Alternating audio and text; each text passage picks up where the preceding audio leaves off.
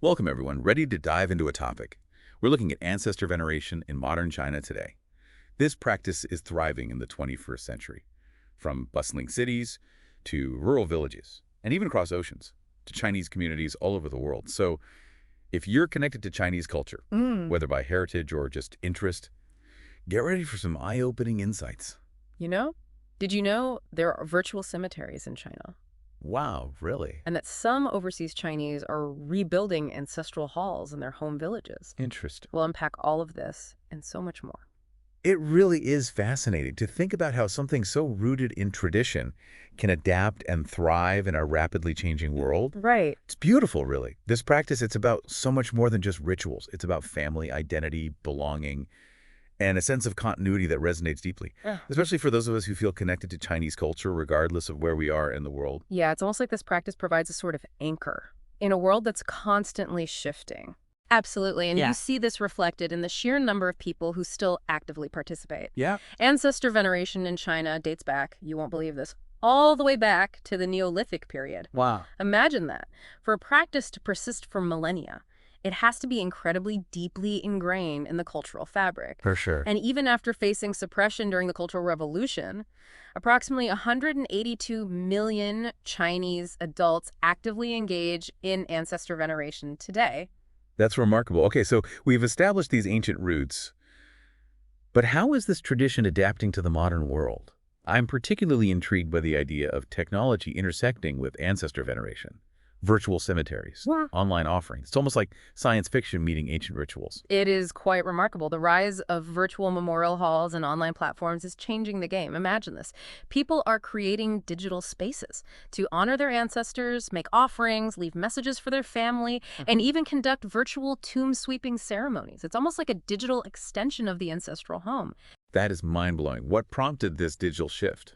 Well, several factors are at play. But the COVID-19 pandemic undoubtedly accelerated this trend. Oh. Lockdowns and travel restrictions forced people to find new ways to connect and continue their traditions. That makes sense. In 2022 alone, over 6.95 million Chinese conducted virtual memorial ceremonies.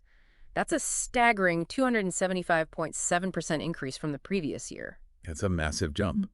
So technology is not only enabling people to maintain these traditions, it's also making them more accessible, especially for those who might not be able to physically travel to ancestral grave sites or temples. Precisely. Now let's shift our focus a bit and consider the urban-rural divide.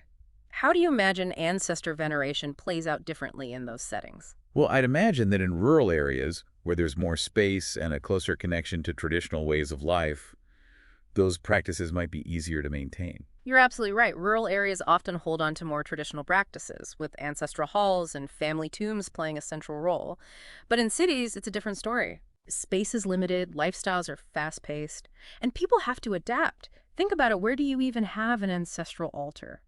In a tiny Hong Kong apartment. That's a great point. So how do people in urban areas maintain these traditions given these constraints? It's a fascinating example of cultural resilience. Take Hong Kong, for instance.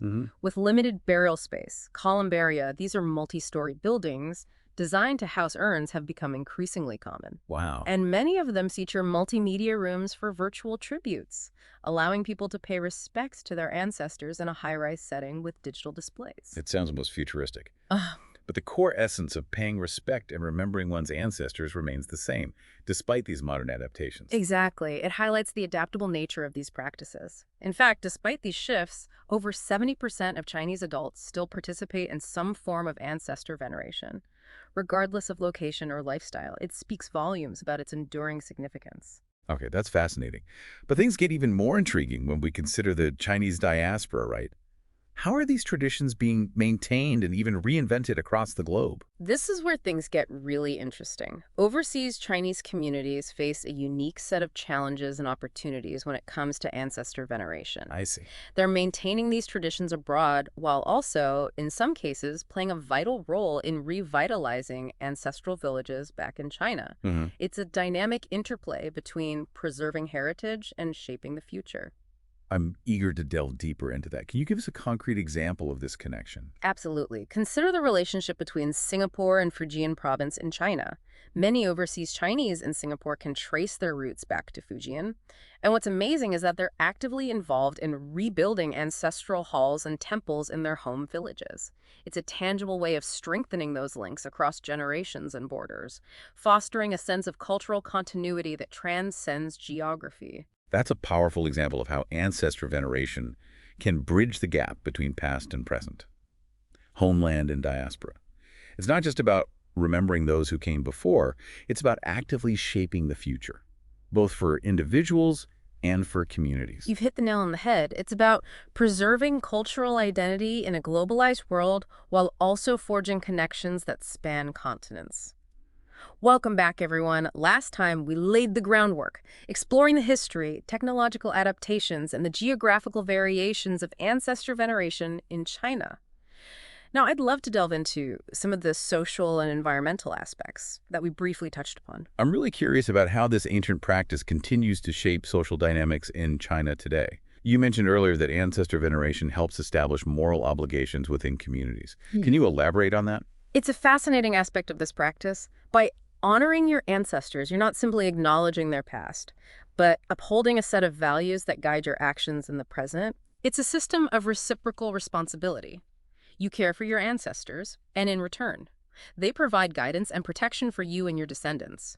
This sense of responsibility extends beyond the immediate family and influences how individuals interact within their communities. So it's like a social contract that's woven into the fabric of Chinese society. Yeah. But how does that manifest in everyday life? Can you give us some specific examples? Absolutely. Think about filial piety, a core value in Chinese culture. Okay. It emphasizes respect, obedience, and care for one's parents and elders. Ancestor veneration reinforces this concept by extending it beyond the living to encompass those who came before. This sense of duty influences everything, from how families make decisions, considering the potential impact on future generations, to how communities function, fostering a sense of collective responsibility and shared heritage. That's a powerful insight. It makes me wonder, though, are these traditional roles evolving in modern times, especially with the rise of individualism and globalization? It's a great question, and the answer is nuanced. While those traditional roles still hold considerable weight, particularly in rural areas, we're seeing a gradual shift, especially in more urbanized settings. Yeah. Women, for instance, are increasingly taking on more prominent roles in ancestor veneration. Even though traditionally men have led the formal rituals and maintained genealogical records, it's a dynamic process of adaptation and renegotiation of roles as society evolves. So, while the core values might remain constant, the way those values are expressed and enacted is changing with the times. Precisely. Now, shifting gears a bit, let's discuss the environmental impact of ancestor veneration. I'm thinking particularly about the burning of joss paper, those elaborate paper offerings we often see in movies. I've read that it raises concerns about air pollution and fire hazards. I've heard about that too. It's interesting to see how a tradition that's so central to cultural identity can also pose challenges in a modern context. It's a perfect example of the tension between tradition and modernity, but it's also an area where we're seeing some innovative solutions emerge. You mean those technological adaptations we talked about earlier, like the digital offerings and virtual cemeteries? It seems like technology might offer a way to address some of these concerns while still respecting tradition. Exactly. Digital offerings are gaining popularity, particularly among younger generations who are more tech-savvy, and the government is also taking action. They've implemented restrictions on paper money burning in many areas and are promoting eco-friendly alternatives like flower offerings and tree planting. So it's a multifaceted approach, with both grassroots innovation and government initiatives working together to make these traditions more sustainable. It's a great example of how cultural practices can evolve to address contemporary challenges without losing their essence. Even temples are getting involved, installing pollution control equipment on joss paper burners and offering more sustainable options. There's a growing recognition that honoring our ancestors should not come at the expense of the environment we share. That's heartening to hear. Speaking of navigating between tradition and the modern world, I'm curious about how education plays a role in all of this. How do schools in China approach the teaching of ancestor veneration in today's context? It's a delicate balance. While you won't find schools holding ancestor worship ceremonies, The subject is often integrated into cultural heritage studies or traditional Chinese culture courses. So the focus is more on understanding the history and cultural significance rather than promoting religious practice. Precisely. It's about fostering an appreciation for cultural heritage and understanding how these traditions have shaped Chinese society, even in the 21st century. It allows students to connect with their roots, to understand the values and beliefs that underpin their culture, without necessarily prescribing adherence to those beliefs. Well, that sounds like a very sensible approach, Mm. especially given the diversity of beliefs and practices in modern China. It acknowledges the importance of these traditions without imposing them. Exactly, and it's an effective way of ensuring these traditions are passed down to future generations, even as the ways they're practiced may continue to evolve. Now let's broaden our lens a bit and talk about globalization. We've already discussed the Chinese diaspora and their efforts to maintain traditions abroad. But how do you think those global cultural exchanges are impacting ancestor veneration within China itself? Well, we live in an interconnected world, so I imagine those exchanges are leading to a cross-pollination of ideas and practices, right? You're spot on. But it's not so much about direct adoption of foreign customs into ancestor veneration. It's more about how these global interactions are prompting Chinese people to view their own traditions with a fresh perspective. So it's like globalization is, in a way, leading to a renewed appreciation for local cultural heritage. That's a great way to put it. It's a fascinating dynamic, the global influencing the local. It makes me wonder how contemporary Chinese thinkers and philosophers are interpreting the relevance of ancestor veneration in today's society. You've anticipated my next point perfectly.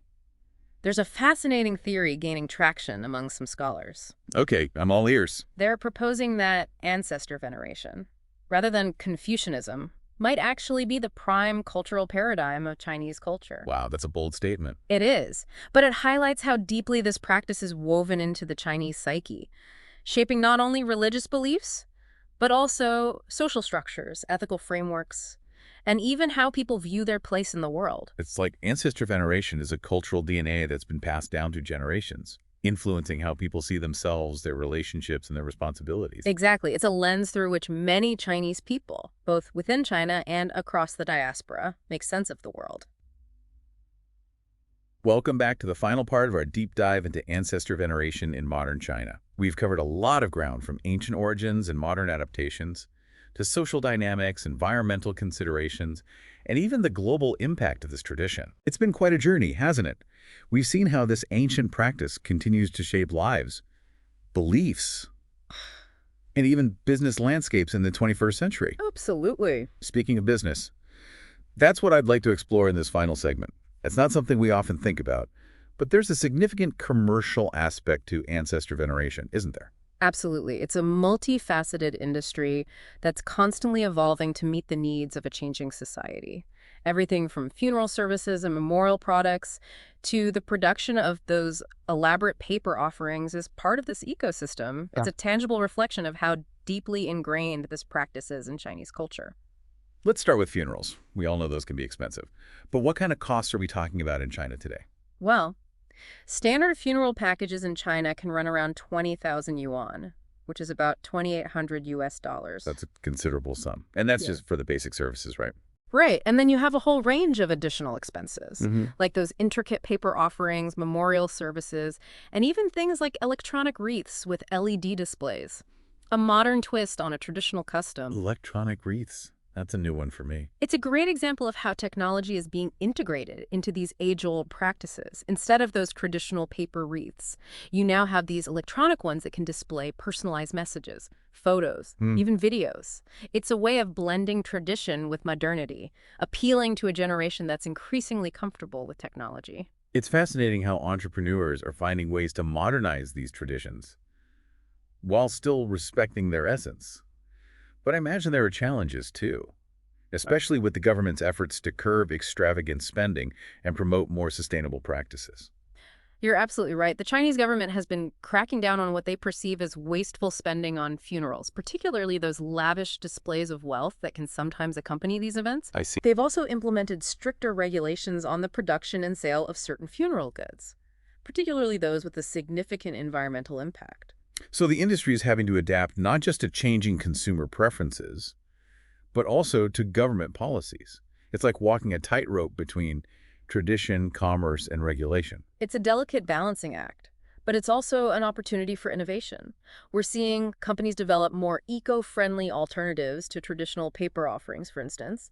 And those virtual cemeteries and online memorial platforms we discussed earlier are becoming increasingly popular, offering a more sustainable way to honor ancestors. It seems like the future of this industry lies in finding that sweet spot, where tradition meets innovation, respecting cultural values while adapting to the realities of a modern world. Precisely. And that brings us to our final question. What does the future hold for ancestor veneration in China? It's a question that's been on my mind throughout our deep dive. What insights have you gathered from your research? Well, if we've learned anything from this exploration, it's that ancestor veneration is incredibly resilient and adaptable.